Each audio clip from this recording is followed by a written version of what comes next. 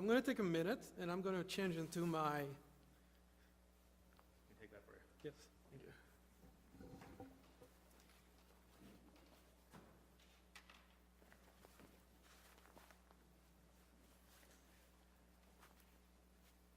And this is what I'm going to talk to you about today.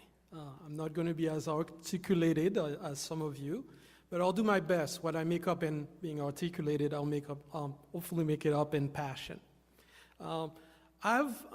Originally I'm from Haiti. I saw Haiti on the slide here. I was lucky enough to come to Canada about 14 years ago. I became a Canadian. And shortly after that, I was in Edmonton, Alberta. And I said, how could I contribute to my community? And what organization could I contribute to that would meet with my value and what I care about? And I was lucky enough to found the Canadian Red Cross. At the Canadian Red Cross, what we value is across the street and around the world, is helping folks that are dealing with very difficult situations.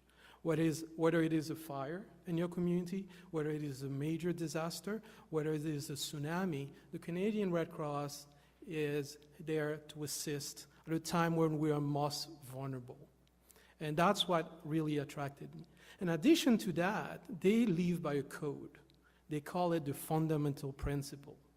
And the fundamental principle are such that, I'll pick one, for example, impartiality or neutrality. We will not take side in conflict. We will help equally both sides of a conflict.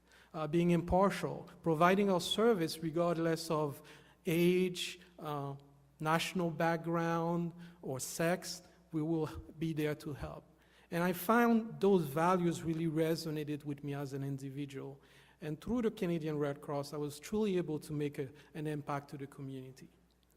So about 7 years or so ago, I was volunteering with the Canadian Red Cross, getting ready really to getting trained on how to assist people in my community. And lo and behold, I was called to serve in Haiti. That was a very special moment. Not in a minute would I have thought that through my training in the Canadian Red Cross, that I had the opportunity to give back not only to my community to responding to local fires, but also the opportunity to go back to where I was born and be able to contribute in that way. And that is an opportunity that is once in a lifetime. I left my family for about a year. My wife had a young baby at the time, and she totally supported me at it. And I'm not sure whether she'll let me go back, though. But in a nutshell, I'm not going to take too much more of your time. We do wonderful things in this community. We recently responded to the Ontario flood and the ice storm in Toronto, to Western Alberta and the floods. So we also, on some of the things that also often do not make it into the news, is responding to that fire across the street, that family that lost everything they have, and be able to support them for 72 hours. We have a number, as you could see here, a number of services that we offer. We are in disaster management. We are in first aid and safety. We are in swimming. We are in violence prevention. We are in humanitarian law. And I will challenge you really that you will find many things that are worth doing it through the Canadian Red Cross. What more can I say about it? I think in a nutshell, one of the very powerful statements in regards to restoring family links that we're showing right now is that story about the family from the Sudan that were, through the Red Cross, being able to be joined with their family after 14 years being away from each other. So this is a story that we live on a daily basis. And really at the end of the day,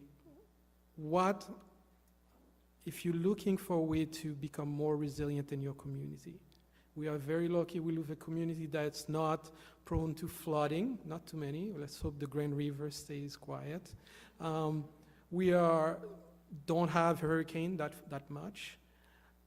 Nevertheless, when it comes to it, if you take Haiti as an example, they had not had an earthquake there in some 2 centuries.